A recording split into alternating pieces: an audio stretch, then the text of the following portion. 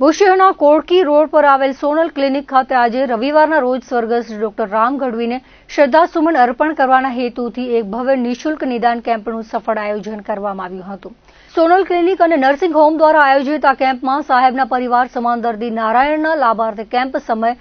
દરમિયાન સેવાનો અવિરત પ્રવાહ વયો હતો। આ કેમ્પમાં doctor Vishal Desai, doctor Narendra Hirani, doctor Hetal Joshi, doctor Arpan Kaloliya અને ડોક્ટર જય અંજારિયા જેવા નિષ્ણાંત તબીબોએ પોતાની સેવાઓ આપી હતી। કેમ્પ દરમિયાન દર્દીઓની ફ્રી તપાસની સાથે બ્લડ શુગર અને બ્લડ પ્રેશરની પણ મફત તપાસ કરવામાં આવી હતી। આ ઉપરાંત ઓમ લેબોરેટરી દ્વારા તપાસમાં 50% રાહત અને રેડિયોલોજી રિપોર્ટ પણ રાહત દરે કરી આપવામાં આવ્યા હતા। ભુજના સેવાભાવી તબીબ ડોક્ટર રામ ગઢવીના નિધનને 1 માસ પૂર્ણ થતા તેમની સ્મૃતિમાં સેવાની જ્યોત પ્રજ્વલિત કરવામાં આવી હતી। તેમના પરિવારજનોએ જણાવ્યું હતું કે ડોક્ટર ગઢવીએ 30 વર્ષ સુધી આ વિસ્તારમાં દર્દીઓની સેવા કરી હતી। તેમની સ્મૃતિમાં પરિવાર અને મિત્ર વર્તુળ દ્વારા આ કેમ્પનું આયોજન કરવામાં આવ્યું હતું। અંદાજે 300 જેટલા દર્દીઓએ આ કેમ્પનો લાભ લઈ સ્વર્ગસ્થ ડોક્ટર રામ ગઢવીને સાચી પુષ્પાંજલિ અર્પી હતી।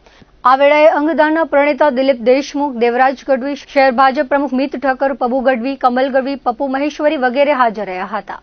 સેવાભાવી તબીબ અને અમારા પરિવારના મોભી મારા કાકા એવા ડૉક્ટર રામભાઈ ગઢવીનું જ્યારે 1 માસ પૂર્વે નિધન થયું હતું તો એમણે છેલ્લા 30 વર્ષથી આ વિસ્તારમાં જે તબીબી ક્ષેત્રે એક સેવાની જ્યોત પ્રજ્વલિત કરી હતી અને એમની એ સદભાવના જે હતી એ કાયમ રહે એના માટે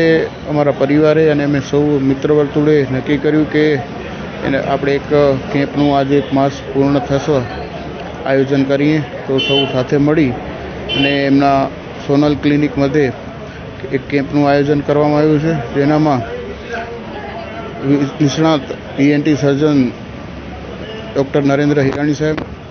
એવા જ સિનિયર ફિઝિશિયન ડૉક્ટર વિશાલ દેસાઈ સાહેબ, તેવા જ BMSના નિષ્ણાત અમારા અર્પણભાઈ અને ડૉક્ટર જય અંજારિયા સાહેબ, તેમજ ફિઝિયોથેરાપી ક્ષેત્રના અને એવી જ રીતે લેબોરેટરી અને બાકીની જે સેવાઓ છે તે પણ તદ્દન રાહત ભાવે થાય એવું એક આયોજન આજે અમે કર્યું છે અને આજરોજ જેટલા પણ દર્દીઓ આવશે તેને એકદમ રાહત ભાવે જે પણ દવાઓ હશે તે પણ અમારા તરફથી આપવામાં આવશે અને જ્યાં સુધી જેટલી દવા ઉપલબ્ધ હશે એ તો સંપૂર્ણપણે નિઃશુલ્ક આપવામાં આવશે અને દર્દી પાસેથી પણ નિદાનનો કોઈ ચાર્જ લેવામાં નહીં આવે કે જેથી કરીને આજે આ લોકો જેટલા પણ દર્દી આવે તેમને આ રાહતનો મહત્ત્વપૂર્ણ લાભ મળી શકે અને જે સાહેબે કરેલી સેવા છે તે એમના સુધી તો હવે આપણે પહોંચવાના નથી, પણ આ સેવા રૂપે એક અંજલિ આપી શકીએ આપણે।